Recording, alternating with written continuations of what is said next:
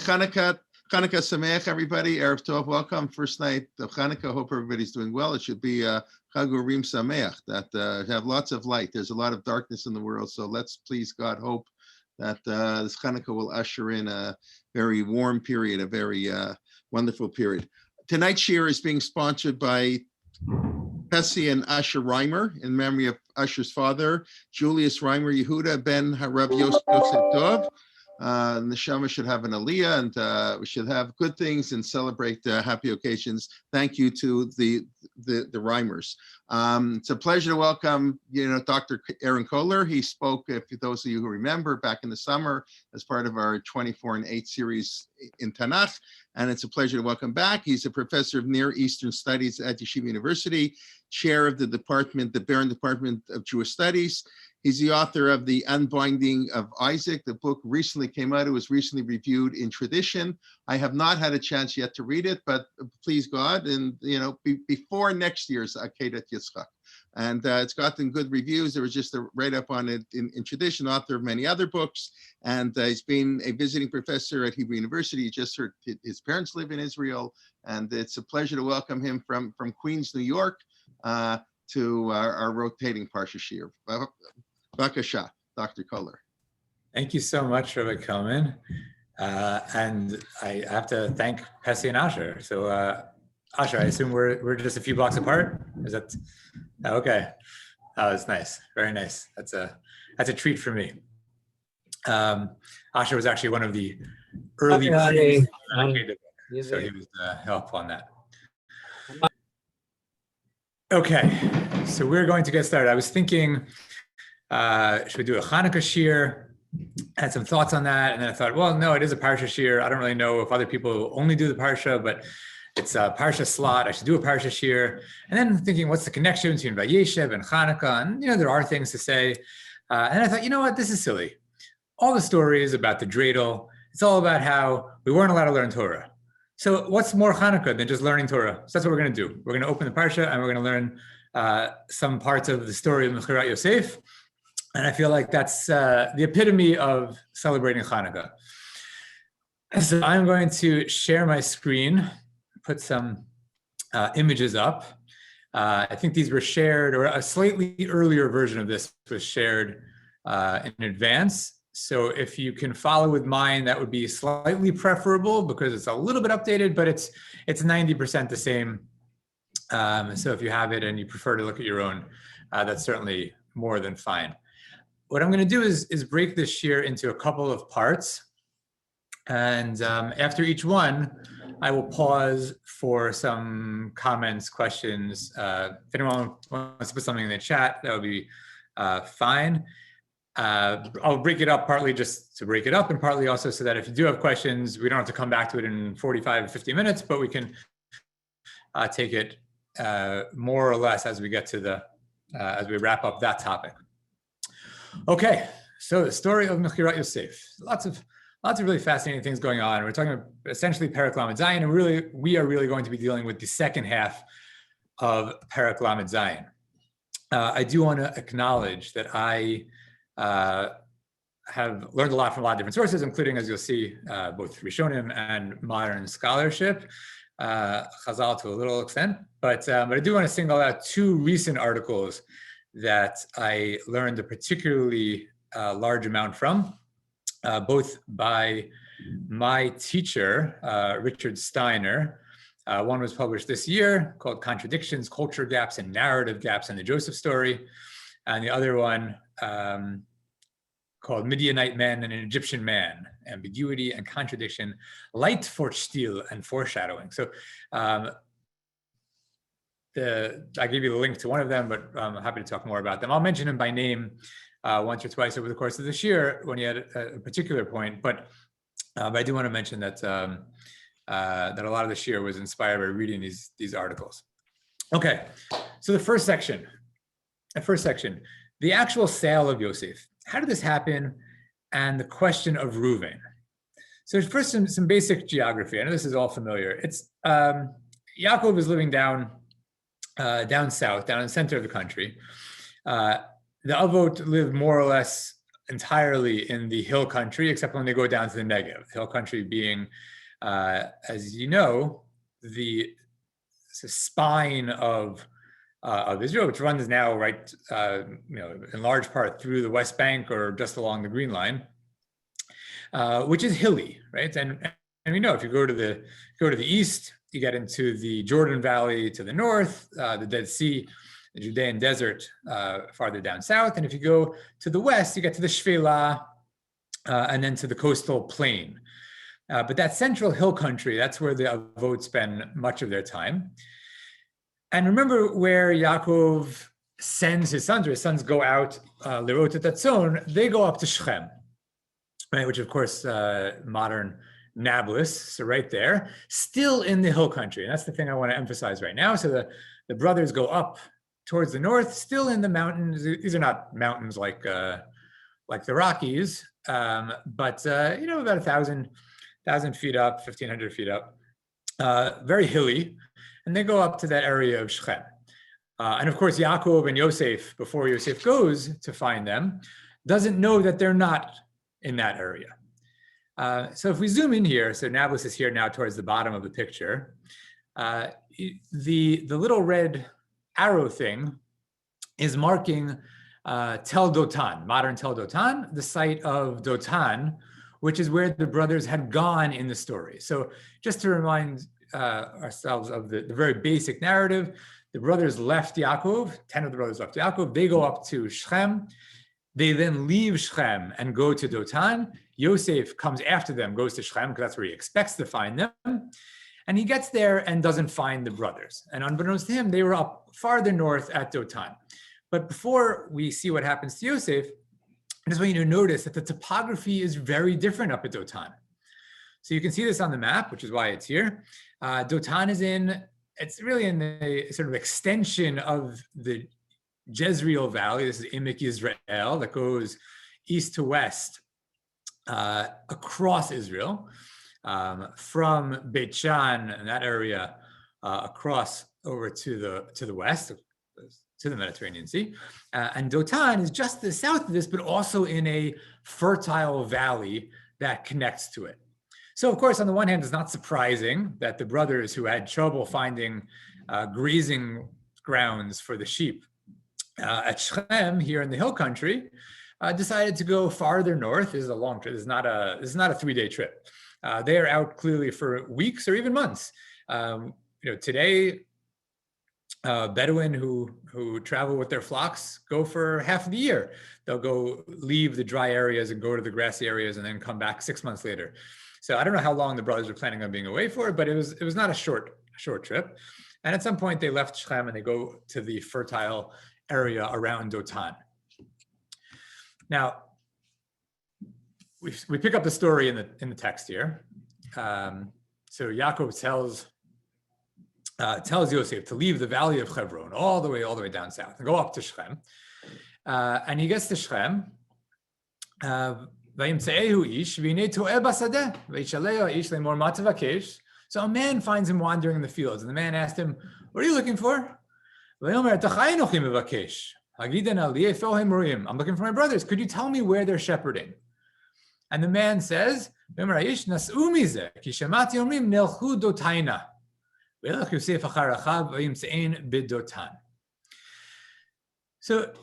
the first thing to observe is that the chances of meeting a guy who happens to have overheard the brothers talking don't seem all that high.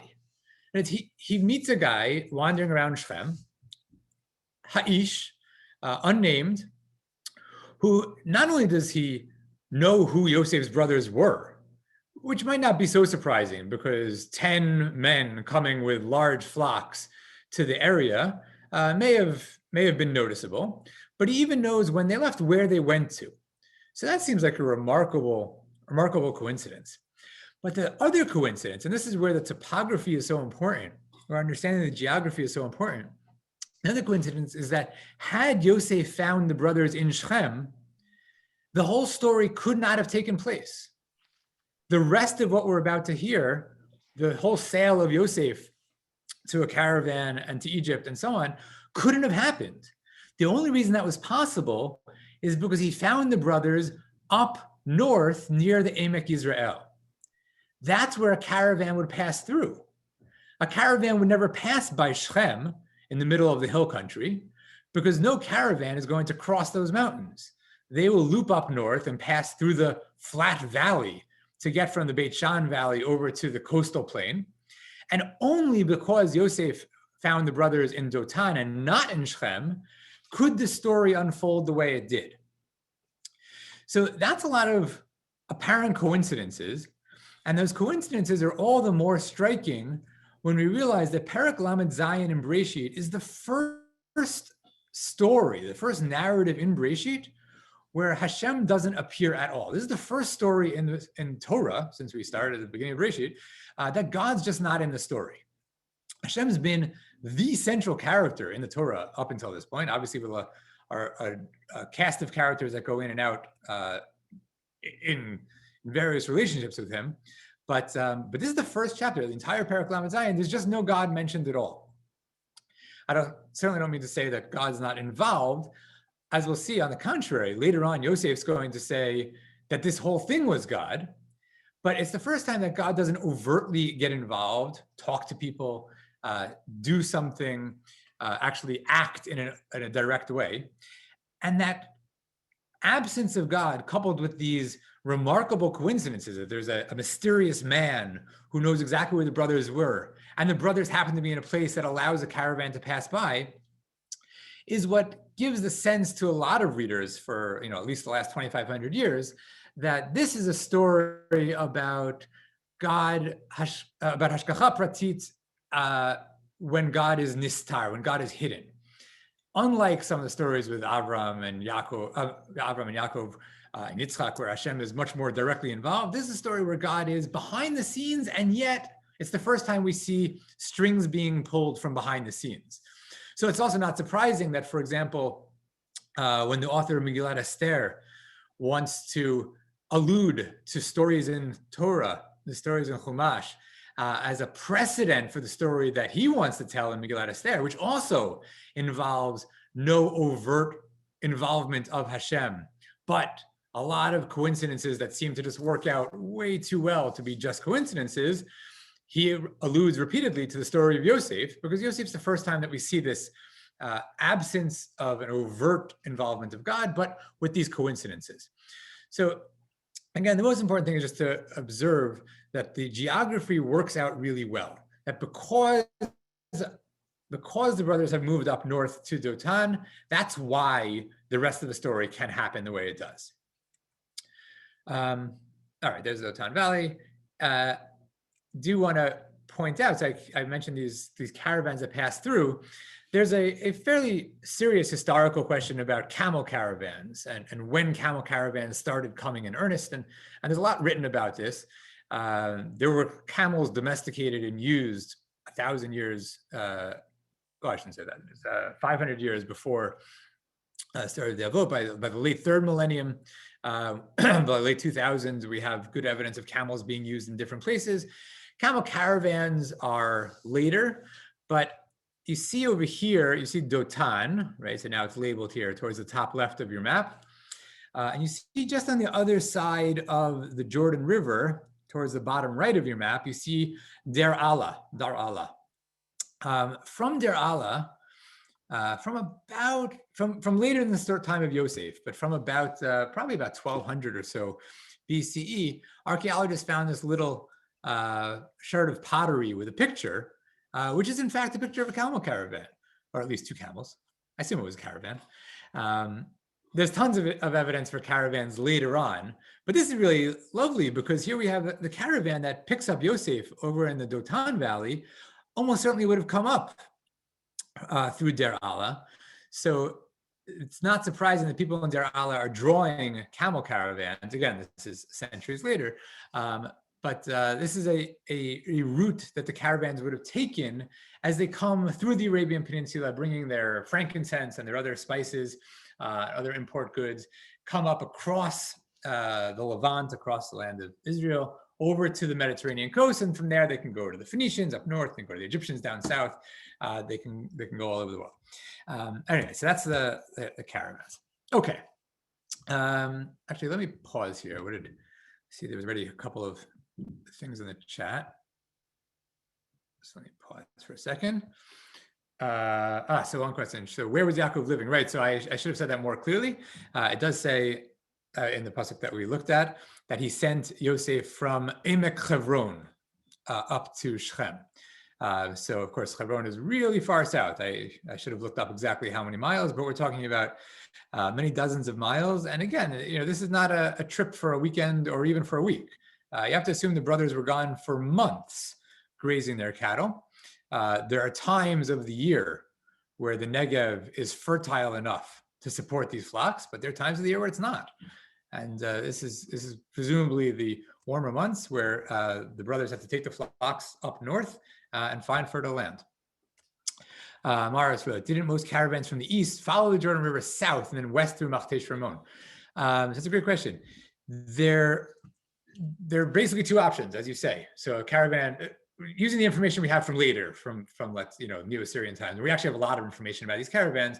They come up through the Arabian Peninsula, and then they have these two options. Either they go up north through Megiddo, through the Israel Valley, or as you say, they hook down south and just cross the Negev. You obviously don't want to go through the Machtesh because that's a ridiculous thing to make your camels do, but the Negev generally. Obviously for the camels, if you cross the Arabian Peninsula, crossing the Negev is no big deal. A lot of it actually depends later on, at least, on political circumstances. Where are you going to be safer? So there was actually some sort of economic competition between the king of Yehuda and the king of Israel. We think about the north being the king of Israel, the south being the king of Yehuda. They each wanted the caravans to cross through their territory because it was very lucrative. They charged taxes. People got rich off this. But you're exactly right, Maris, that those are the two options. Either you go north through the valley or you go south through the desert. Fantastic. Okay, so great. Let's go back to our slides then. Okay, so we pick up the story now. The brothers, after they see Yosef coming, they have this plan. I'm skipping a lot of the details. I'm skipping the dialogue with Yehuda and the other brothers and Reuven and the brothers at first as well. But Vayeshvu le'echol lechem, vayis'u einehem vayiru, v'hinei orchat Yishmaelim ba'a migilad ugmalehem nosim nechot utzri valot hochlim lahorid Mitzrayim. So the brothers sit down to a meal, and looking up, they see a caravan of Ishmaelites coming from Gilad, from the east. Their camels bearing gum, balm, ladanum to be taken to Egypt. To be clear, they can't see all these details from where they are. They see a caravan of camels, and the rest of this is sort of an inference. They must be Ishmaelites. Those are the people who run camel caravans. And they're presumably carrying nechot utzri valot. Obviously, from this distance, we still have some time until the caravan gets here. There's no way that the brothers could have made out the ethnicity of the people riding the camels or what exactly the camels are carrying. This is essentially the stereotype. This is the kind of caravan that's coming. And then I skipped some of the dialogue. Vayavru anashim midyanim socharim vayimshachu vaya'alu et Yosef min habor vayimkeru et Yosef la'yishmaelim be'esrim kasef vayaviu et Yosef Mitzrayim. So this pasuk, I put a translation on. I thought about not putting a translation at all because the pasuk has a lot of ambiguities. So vayavru, they passed by. Anashim midyanim, we're like, wait, midyanim, Midianites, what happened to the Ishmaelites? Socharim, merchants, fantastic. Vayimshachu vaya'alu et Yosef min habor. They pulled Yosef out of the pit. Who did? Vayimkeru et Yosef la'yishmaelim. Wait, Yishmaelim are the same as Midyanim, or is this someone else? Obviously, to some extent, that depends on who pulled Yosef out of the pit. For 20 pieces of silver, and they brought Yosef to Mitzrayim. That's got to be the Ishmaelim, we would think, although there are, at least in theory, some other possibilities as well. Picking up again with what seems clearer, Vayashov Reuven el Habor, V'nei ein Yosef Babor. Vayikrai pegadav. Reuven then comes back to the pit and sees that Yosef is not there. He tears his clothes. Vayashav elachav vayomar hayelad inenu va'ani ana aniva. So Reuven comes back, sees that Yosef is not there, goes to his brothers and says, the boy's not here. What am I going to do? Literally, to where will I go? To where will I enter? Okay, now, the Dutch biblical scholar Jan Fokelman, who has a number of really very insightful books on literary analyses of Tanakh, they're generally too long and too expensive to actually read the entire thing, but they're really insightful. He points out this. He says, look, Reuven's discovery represents a gap for the reader.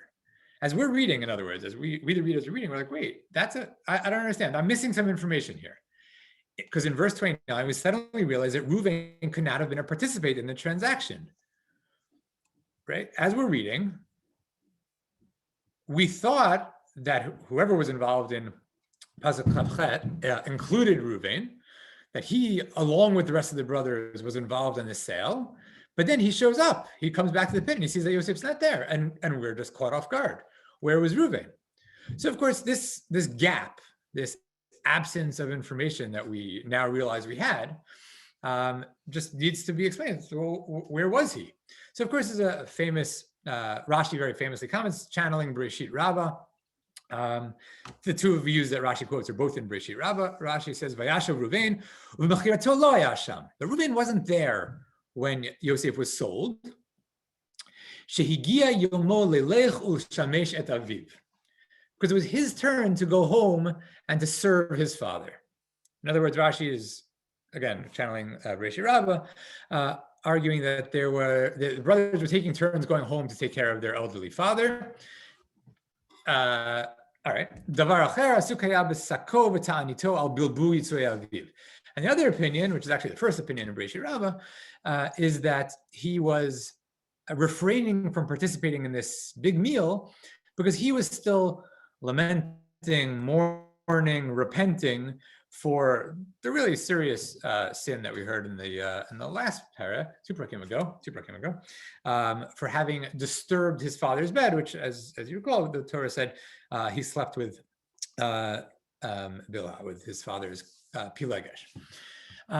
So that's one approach. But Yosef Bechor Shor, a slightly later French commentator, Baal HaTosafot, among other things, a student of Rabbeinu Tam, he quotes, as I put this a little bit out of order in his comment, but he quotes Rashi. He quotes the two opinions. Whether he's quoting Rashi or he's quoting Bereshit Rabbah is sort of beside the point. But he says, "Yesh omrim ki Reuven haya mitaneh sheshachavat bi'alav. Yesh omrim shaya kol echad meshemesh et avihem yomo v'higia yomo shel Reuven." So these two views that are in Bereshit Rabbah and Rashi, aval tema al shayu rechokim me'avihem Reuven shaval labor. But he makes the absolutely correct point that it's entirely implausible that anyone is going back to take care of their father for a day or two. We're talking about a journey of many days just to get there. So there's no way that Reuven left in the morning, made lunch for his father and came back before supper time. So he rejects these two views. And Bechor Shor, which I should say is available online. I'm sure many of you are familiar with the website alhatorah.org and their Mikraot Gedolot module, mg.alhatorah.org, which is phenomenal. So the Bechor Shor's commentary is available there, but this is a text that I learned of from Dr. Steiner's article. Bechor Shor says, but there's actually a much more intuitive, realistic explanation for where Reuven was. Derech haroim shemiktatam ochlim umiktatam omdim al habehemot. Va'achar she'achlu miktatam הולכים אותם שאכלו על הבהמות, והאחרים אוכלים. ואין דרכם לאכול כולם ביחד. והיה אוכל יהודה ומקצת אחיו, וראובן ומקצת אחיו היו שומרים הצאן, ולפיכך לא ידע ראובן במכירתו. So where was Reuven? He says, well, if you're a shepherd, it's obvious to you where Reuven was. The brothers can't all sit down and eat a meal together. Who's taking care of the sheep? We're talking about a flock of probably thousands of sheep. Who's taking care of them if all the brothers are sitting and eating? No shepherd, no group of shepherds can do that. And in fact, that's why there are groups of shepherds. You help each other out. Some people can sleep while other people shepherd. Some people can eat while other people shepherd. So Bechor Shor surmises very realistically, very plausibly, that Yehuda and some of the brothers were eating, while Reuven and some of the brothers, I don't know who, were off shepherding. Then it was Reuven and his band's time to eat. He comes back to the boar. He apparently had a plan, or at least checked on his brother and said, "Oh my God, Yosef's not here. Where is he?" So eminently reasonable explanation for where Reuven is. He can't be at the meal. He absolutely has to be shepherding at this point. Now, as it turns out, Reuven may never have found out what happened to Yosef. If you sort of play that out, how do the brothers respond? We don't hear in Bereshit Lamed Zayin, we never hear that they answer him and say, "Oh, we forgot to tell you we sold him," or like, "You missed it, but here's your share of the guilt." And in fact, later on in Perek Membet, when the brothers are have already met Yosef, of course, in his later iteration, they say, "So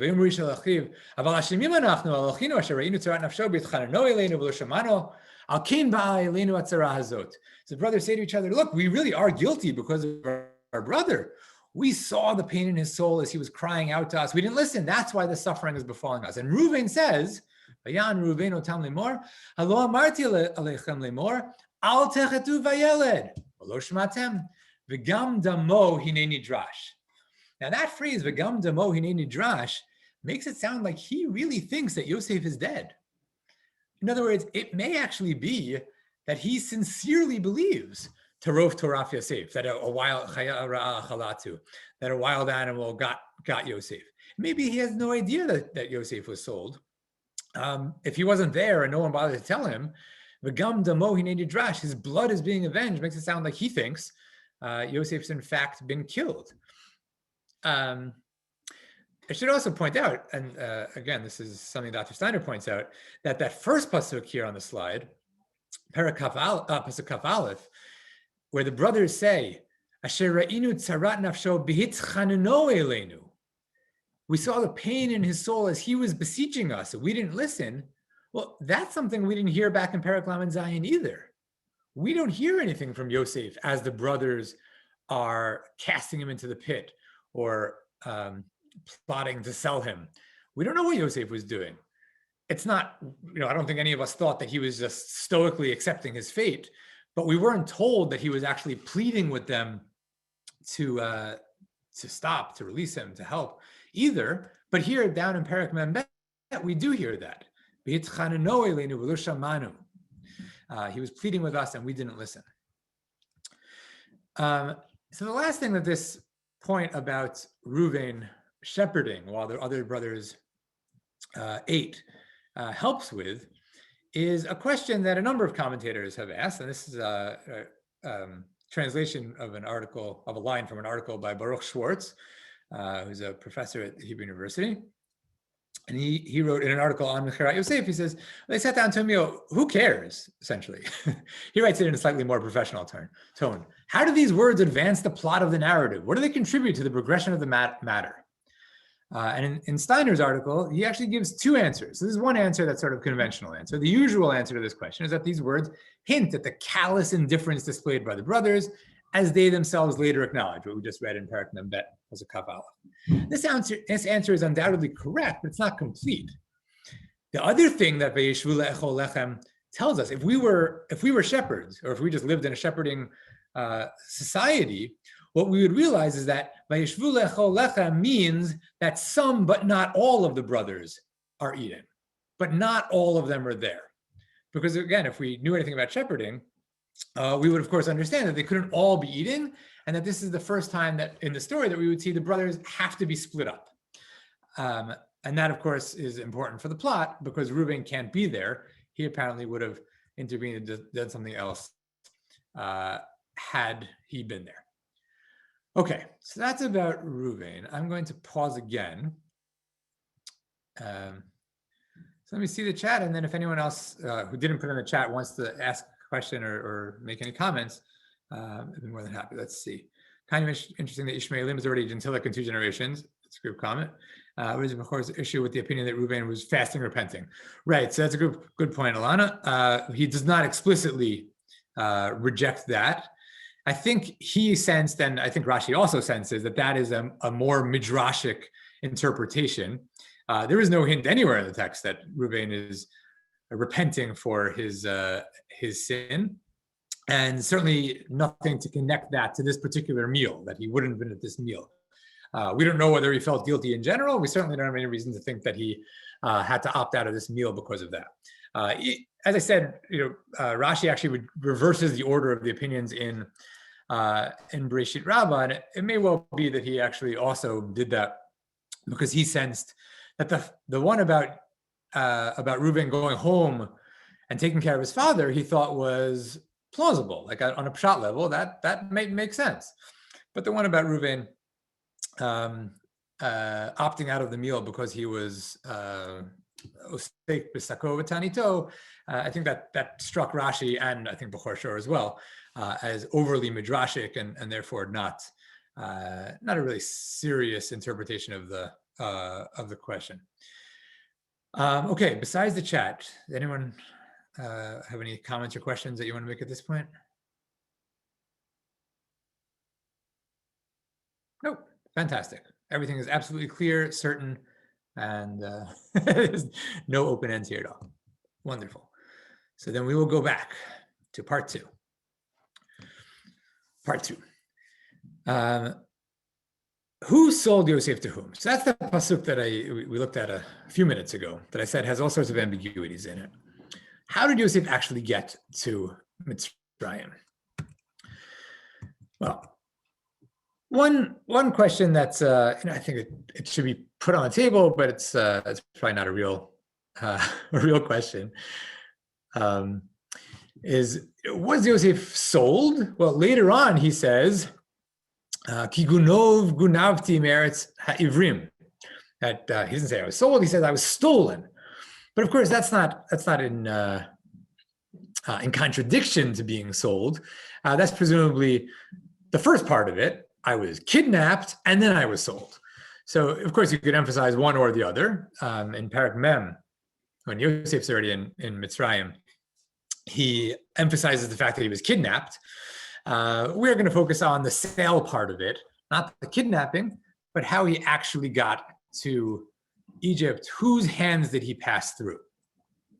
So I put up on the slide here a bit of an extended excerpt from the story, where I bolded all of the terms that seem to refer to various people who sort of come in and out of the story. Like if you were imagining the story as a stage, some of them are walking behind the stage, on the stage, across the stage, off the stage.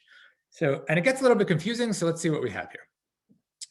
So we start with the brothers, Vayisu einehem, they lift up their eyes, Vayiru v'hinei orchat Yishmaelim ba'am migilad. So they see a caravan of Ishmaelites coming from Gilad. So we already saw that. Great. And Yehuda says, Ma betza ki na'arog et achinu v'chisinu et amo. What do we gain by killing our brother and covering up his blood? L'chu v'nimkerenu la'yishmaelim. Let's go sell him to those Yishmaelim. Again, the Yishmaelim, or the caravan at this point is probably, I think almost certainly too distant for them to actually see the faces of the people, see what they're wearing, probably see anything about the people at all. All they see is that there's a dust storm around the Camel Caravan, and they say, okay, let's go sell them to the Ishmaelim. Then, Pasuk Chavchet, Vayavru anashim midyanim socharim. They passed Midianite merchant men, and then the pasuk that I keep saying is tricky. Vayim shechu, they pulled up. Vayalu et Yosef min habor, they lifted Yosef from the pit. Vayim kiru et Yosef la'yishmaelim, they sold Yosef to the Ishmaelim. Fine. Then the Reuven scene that we already talked about, the scene where the brothers come back. I actually don't know how much later this was that they came back. Torah doesn't make a big deal about whether it was, later that afternoon, which of course they couldn't have gotten there, but did they set out immediately? Did they wait a few weeks? There's no real indication. But then when you get to the end of the parak, the last pasuk, v'hamidanim machru oto al Mitzrayim lefotifar svis paro sarat habachim. So I'm going to assume that midanim is another form of midyanim, which most commentators do assume, and let's not posit a third group here. But of course, this is again surprising because it sounded like whoever had picked Yosef up out of the pit had sold him to the Ishmaelim. But now the Midanim sold him to Egypt. So we have to figure out what that's all about. And then to make things worse, after the interlude of Parak Lamed Chet, which we'll talk about briefly if we have time at the end, we pick up the story with Yosef's perspective down in Parak Lamed Tet, and we hear Yosef hurad Mitzrayma ve'ekneu Potifar svis paro star tabachim ish Mitzri miyad hayishmaelim asher horiduhu shama. He bought Yosef from the Yishmaelim who had brought him down to there, which is, it's okay relative back to Pasuk Kaf Chet, but it stands in contrast to Pasuk Lamed Vav here, which had said that the Midanim sold him to Egypt. So we have the Ishmaelim, the Midanim, and it's going back and forth, and this unclear verb of Vayimshechu vayalu et Yosef. So that's essentially the puzzle that needs to be detangled here. So who sold Yosef to whom? Well, here's one view. Rashi says, "Vayavru anashim midanim zohi shayara acheret." There were two caravans. They saw a Yishmaeli caravan, but then another caravan came with Midyanim. Why do we need to know about those caravans? Because Torah wants you to know that Yosef was actually repeatedly sold. Vayimshechu, who picked him up out of the pit? Bnei Yakov et Yosef min habor. Vayimkeruhu laYishmaelim, vayishmaelim lamidanim, vamidanim machru oto Mitzrayim. So in Rashi's reconstruction, Bnei Yaakov picked Yosef up out of the pit, sold him to the Ishmaelim sold him to the Midyanim sold him to Egypt. If we look back at our text, that does pretty well with almost everything, granting this sort of inefficient two-caravan theory, but putting that aside, except that as Rashi has here, that's all good, but then you have to grapple with Parak Lamed Tet, where it says that Potiphar bought him from the Ishmaelim. So Rashi would have to say, and he in fact does say later on, that he bought him indirectly from the Ishmaelim. He bought him from the Midyanim, who bought him from the Ishmaelim. Okay, so that's one approach. Rashbam, Rashi's grandson, has a fascinatingly creative, insightful approach. He's like, wait, let's read this more carefully. Let's look at this again. Okay. All right, let's look. So when we look back at the Psukim, they saw the Ishmaelim. And Yehuda said, let's sell him to the Ishmaelim. Ad Kan, we're all good, right? No problem. But then Kafchet, Vayavru anashim midyanim, Vayimshechu vayalu et Yosef. Wait a second. Who picked Yosef up out of the pit? Not the brothers. The brothers aren't even in this pasuk. There is a second caravan, or at least some people. Maybe they're not on camels. Maybe they're not on even on caravan. Maybe they're not going to Egypt at all. But some merchants passed by. You have to assume that Yosef is some remove from the brothers who are sitting and eating. And these merchants pass by and they're like, hey, kid in a pit. Fantastic. Easy money. Easy money because, look, obviously someone threw him into a pit. I mean, there's obviously some bad backstory here, but that's not our problem. He's already in a pit. So all we have to do is sort of put the nail in the coffin, take him out of the pit and figure out what to do with him. And hey, look, there's a caravan of Yishmaelim. So the way Rashbam reads this pasuk, Vayavru anashim midyanim socharim, Midianite merchantmen passed by, they drew and lifted Yosef up out of the pit, and they sold Yosef to the Ishmaelim. Now, for Rashbam then, when first of all, this is just like a brilliant close reading. Like he's reading the psukim, especially that pasuk kafchet, very carefully. And he says, everyone always assumed that it was the brothers who sold Yosef, but maybe it wasn't. It's true the brothers plotted to sell Yosef. I'm not pretending that they were nice people who should be off the hook. They were willing to sell Yosef, if not kill him. But it may be that they never got to pull the trigger because while they were eating behind their backs or half a kilometer away, these other merchants, these Midianite guys, passed by, picked him up out of the pit, and they sold him to the Ishmaelim. If that's true, just think back to that passage in Perek Kaf Bet, where the brothers say, we're aval hashemim anachnu, we're guilty for what we did to here. I'll go back to it so we can see what they say. They never actually say, and we sold him to Egypt. We sold him as a slave. And Reuven, as we observed, seems to think that he's dead. It may be, according to Rashbam at least, it may be that they all think he's dead. They have no idea what happened. They don't know that Chayara Chalatu, that's a story they made up to tell their father. But actually, they have no idea what happened to him because it happened behind their back. They didn't even make money off the deal. And as Rashbam says, Zenir Eli lefi omek derech pshuto shel mikra. And this is a phrase that Rashbam uses repeatedly. Omek pshuto shel mikra, the depths of the contextual meaning of scripture, of the psukim. I hope you're all enjoying the closed captioning on the bottom here, which is having a hard time with some of the things like, let's try this again. Omek pshuto shel mikra. Yeah, that's fun. Okay. All right, so Rashbam says this. It's picked up by Chizkuni, who's among the Balei Tosfot, also in his commentary on the Torah. But it's basically abandoned for most of Jewish history.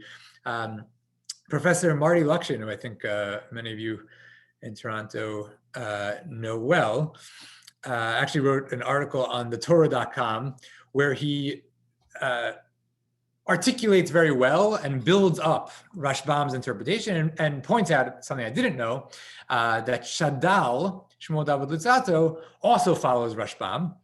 He actually quotes his cousin, Shmuel Chaim ben David Loli, who didn't know about Rashbam, but wrote Shadal this long letter where he also sort of read the perek carefully and came to the conclusion that in fact it was not the brothers who sold Yosef, but the Midianim who sold him to the Ishmaelim, and that's how he got down to Egypt. So I'll just refer you to Rabbi Dr. Lukshin's article for more on that. He does a great job of sort of articulating this and explaining what's attractive about this view.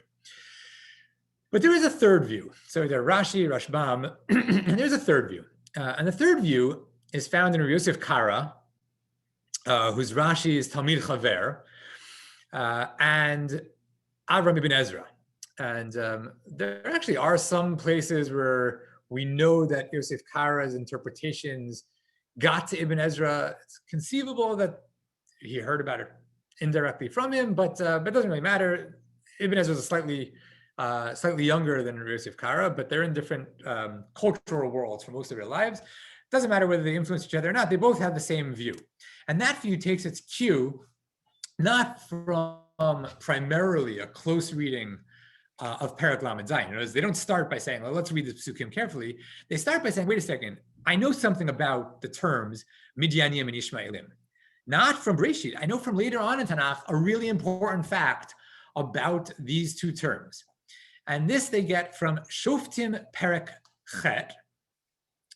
I don't have time to just go through the context, but Gidon is the story of Gidon, and he meets the people who had just defeated Midian. So you have the psukim here, Perek Bet. Ki oshatanu miyad Midian. V'yomer lehem Gidon, lo yimshol ani b'chem, lo yimshol b'ni b'chem, Hashem yimshol b'chem. V'yomer lehem Gidon, esh'ala mikem she'ela u'tfir li ish nezem shlalo, ki nizmei zahav lahem ki yishma'elim heim.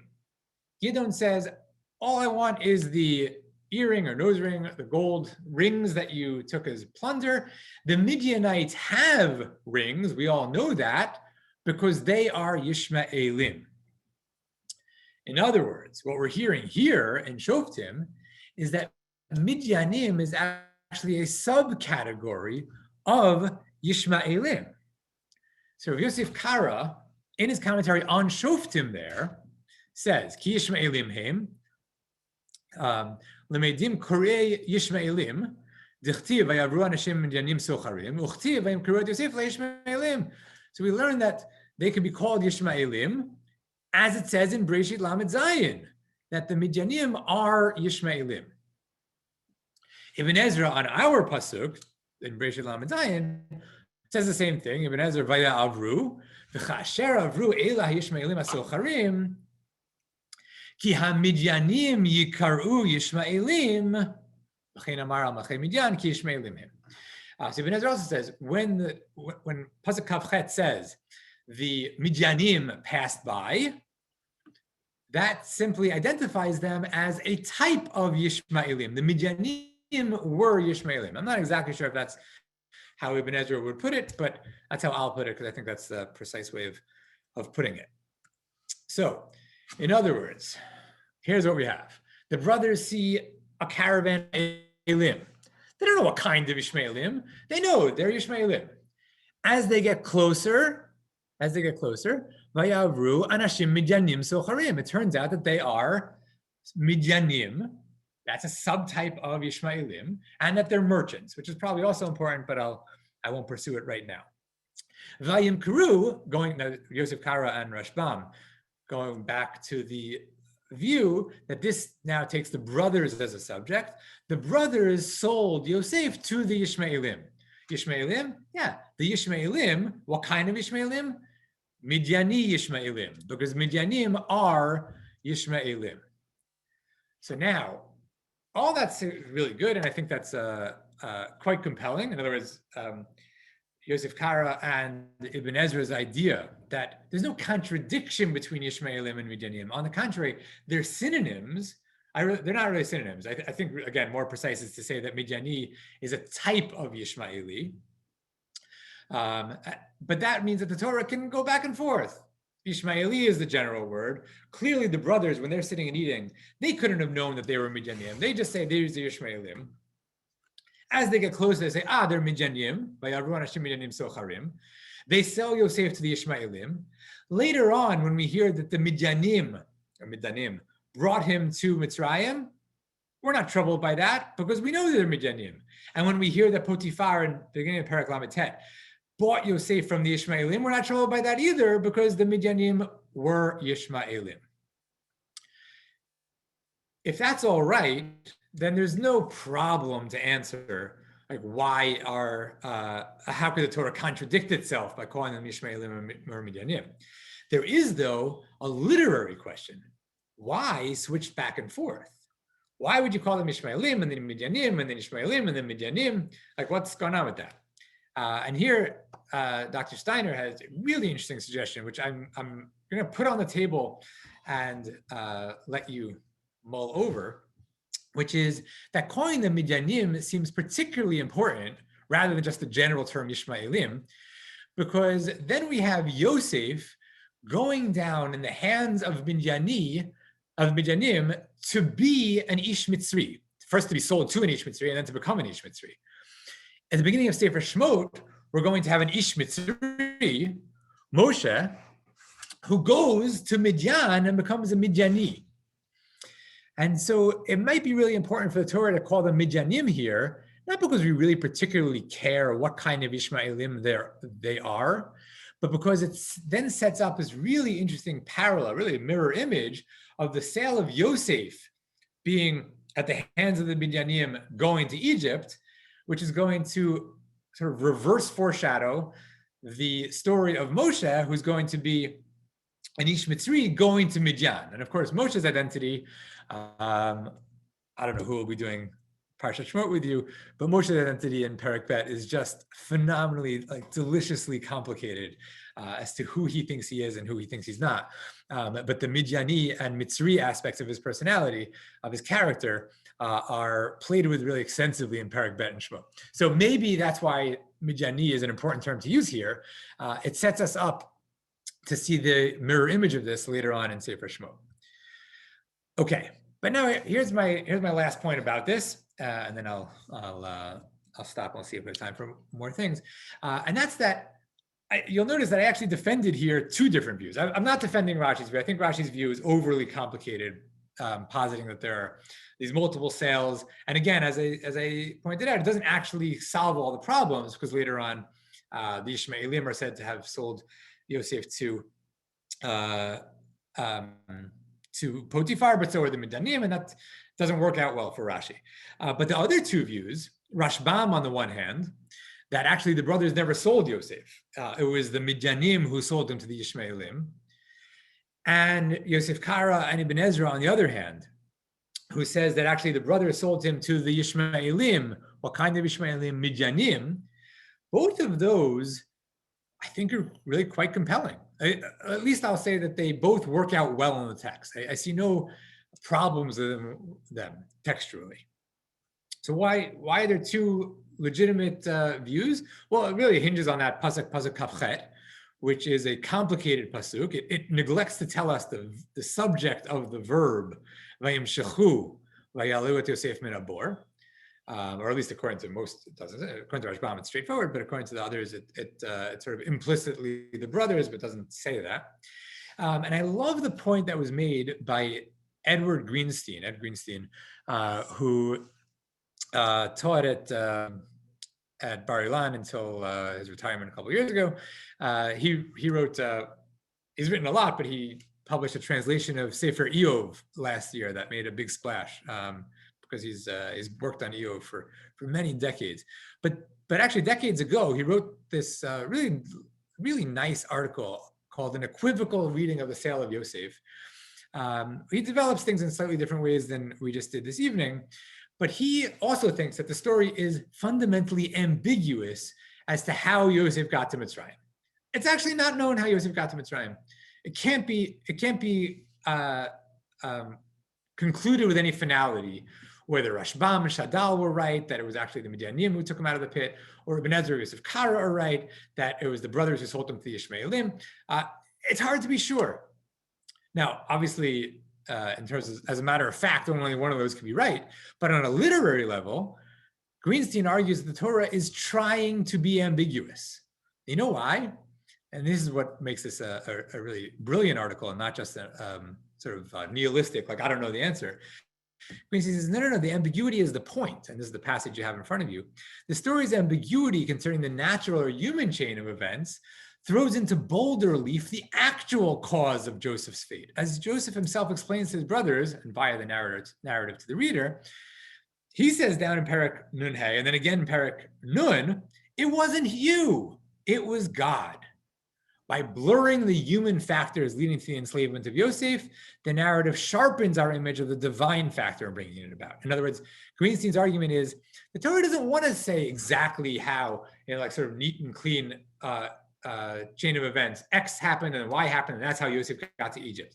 Because that would take away from the point that Yosef actually sees in the story, which is like, I don't know, look, it was complicated. I got thrown in, someone picked me up, chaos, mess. I couldn't really see what was happening. I don't know, but you know what?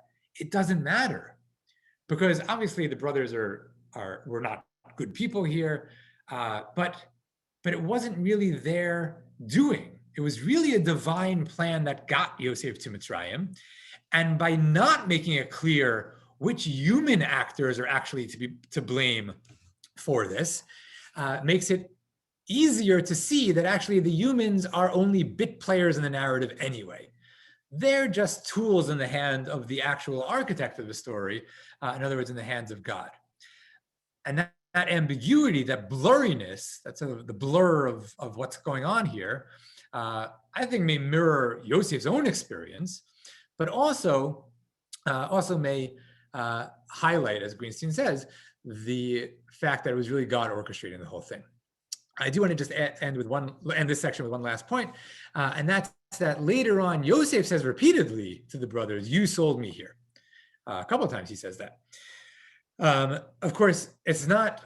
The brothers don't argue. The brothers don't say, "No, we didn't," which might seem to be an argument against Rashbam's view, against Rashbam, who said that the brothers didn't sell him at all.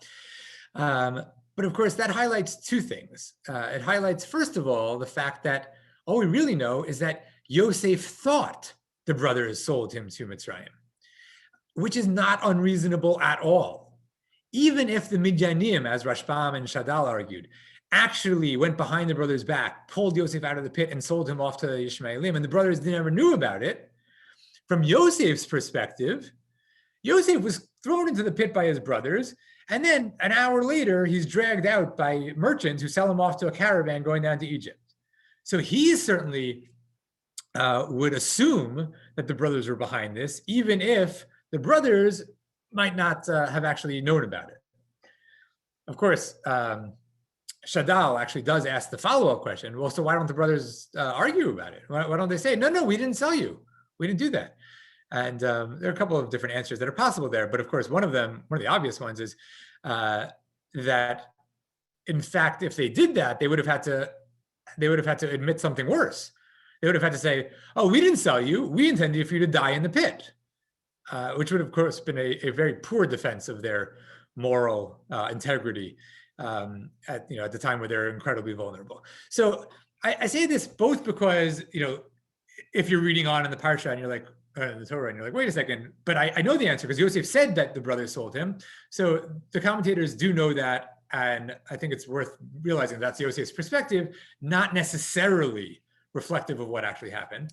The second thing this does, and I'm going to say this really briefly, and I apologize for that, but is that it highlights for us that Yosef's perspective, and any character's perspective, is only their perspective.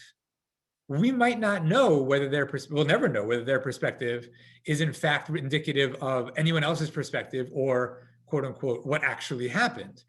And that's especially important in our story to answer one other question, which the Ramban asks, which is, why does Yosef not get in touch with his father once he gets down to Egypt? Because the brothers, I understand, but his father, what did he do? But what we just said about Yosef's perspective is the key to that as well. And this is something that Rav Yoel ben Nun suggested in the very first issue of Megadim. And it actually has a response, a pretty angry response, in the very first issue of Megadim from Rav Meidan. But I think Rav Yoel ben Nun's obviously right here. He says, think about Yosef's perspective. Not only is he sure that the brothers sold him, even though we, I think as readers, can never be totally sure of that, he's also sure that his father set him up for that. Because if we go back 2 more steps, his father said, hey, go check on your brothers, go see how they're doing. He gets there, he's tossed into the pit, it's all a blur, he's sold down to Egypt. So he knows his brothers did that, and with the same certainty that he knows his brothers did that, he knows his father was in on the plot.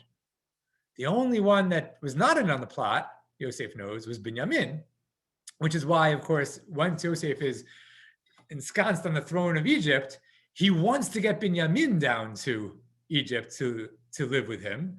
But his father, he's cut off ties with his father the same way he's cut off ties with his brother. He has no interest in restoring that relationship. In fact, you remember that he actually names his first son, Menashe, right? Thank you, God, for helping me forget my father's house. He is done with his father's house because from his perspective, it's clear that all the brothers and the father were involved in this plot. As I was trying to show, though, from our perspective as a reader, it's not that clear who was actually involved. And as Greenstein argues, that lack of clarity may be actually the theological point, that in a story where God's not mentioned, it's hard to pin blame on any particular humans either. And so the point of that ambiguity, the point of that blur, is in fact to highlight what Yosef says later on. This is all from Elohim. This is all actually a divine plan. All right, I will stop talking there. So there's a bunch in the chat, and certainly if people who didn't put things in the chat would like to say or ask things, I'd love to hear it. I'm just going to read this, but see what So Helene, I wish I knew what I said at 9:13 that you were responding to when you said Rabbi Foreman came to the same conclusion. I don't know what we said, but if you want to tell us now, I'd love to hear. Obviously, that's great. I was Shimon in Yosef in the Amazing Technicolor Dreamcoat. I was like, oh, that's good. That's actually a good way of learning the story. Right. So Sandra, that's a great point. So actually, I'll just point you to Rabbi Lukshin, Dr. Lukshin's article on the Torah.com.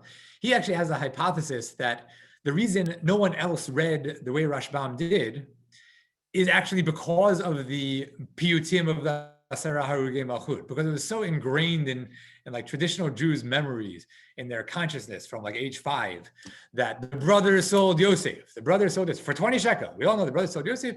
That even otherwise shot-oriented nuances of the text didn't know Yosef because of the piyutim and the midrash of the Asara Harugei Malchut. I don't know. When I first read it, I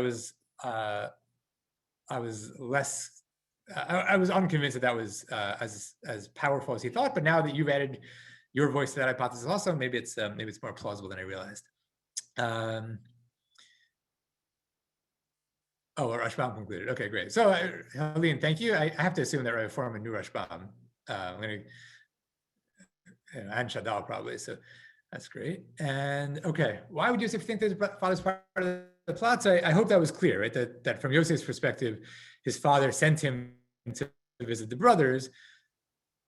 As far as he could tell, that was all part of setting him up to be sold down to Egypt. But and I mean, just in case this wasn't clear, the hypothesis that according to Rashbam and Shadal, that the brothers didn't know about the sale is because they threw him into a pit and then they go a kilometer away to go to a nice grassy hill to eat lunch, and they just don't see. Maybe there's a hill between them.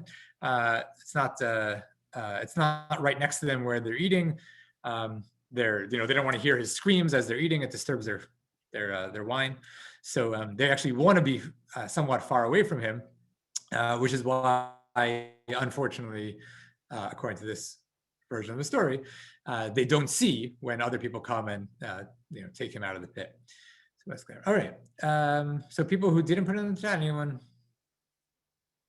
Yeah, one quick question. Just wanted to mention that my son, when he was very, very young, learning the story the first time, and as Rebbe mentioned, Midanim and Midyanim, so my son right away said, but Midanim and Midyanim are two. When the generations, when they were introduced in the beginning of Sefer Bereshis, there was Midan and Midyan, and he said there were two separate people. So it's very possible that we're dealing with both Midanim and Midyanim in addition to Yishmaelim and whatever. It's just an interesting take from a young child learning Chumash. Yeah, that is very impressive. That really is very impressive. It's true. Rashbam on the last pasuk in this parak says, Midan and Midyan and Yishmaelim, these are all different people. And so Midan, he argues there that Midan and Yishmaelim are the same. Midan and Yishmaelim, right? The Midanim and the Yishmaelim are the same, right? Because for him, the Midyanim sold him to the Yishmaelim, but the Midanim are the same as the Yishmaelim for Rashbam.